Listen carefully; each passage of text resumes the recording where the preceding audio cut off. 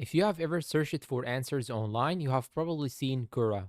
But is it actually useful in 2026 or just another crowded Q&A site full of opinions? In this video, we'll break down Quora's features, pros and cons, so you can decide if it's worth your time. What is Quora? Quora is a question and answer platform where users ask questions and others reply with answers based on experience, knowledge, or opinions.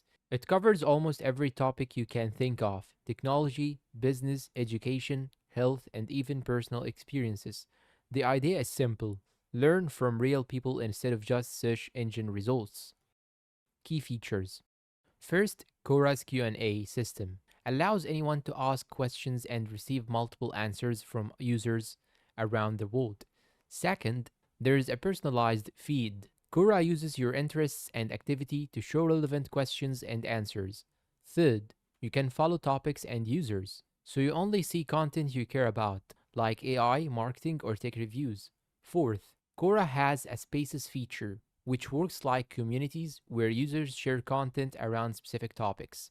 Fifth, there is Quora Plus, a paid subscription that gives access to exclusive content and removes ads from your experience. Finally, answers are often written in a more detailed storytelling style compared to short forum replies, which makes it feel more like reading many articles. Pros. One big advantage is real world experience. Many answers come from people sharing personal knowledge rather than generic articles. Second, it's very wide in topic coverage, so you can find answers for almost anything.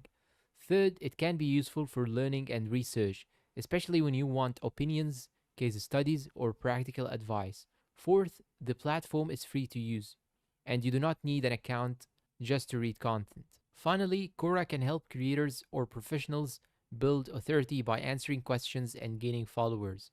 Cons. However, Quora is not perfect. One issue is inconsistent answer quality.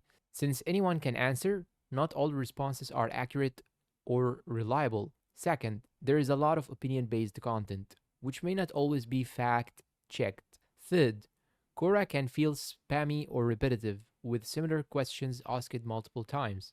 Fourth, ads and Quora Plus promotions can sometimes make the experience less clean. Lastly, it's not always the best place for deep technical or verified information, compared to trusted sources or official documentation.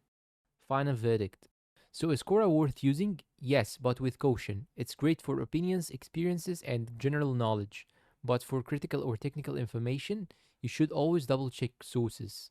In short, Quora is a useful tool, not a final authority. If you find this review helpful, make sure to like the video and subscribe for more quick, honest platform breakdowns. Thanks for watching and see you in a new video.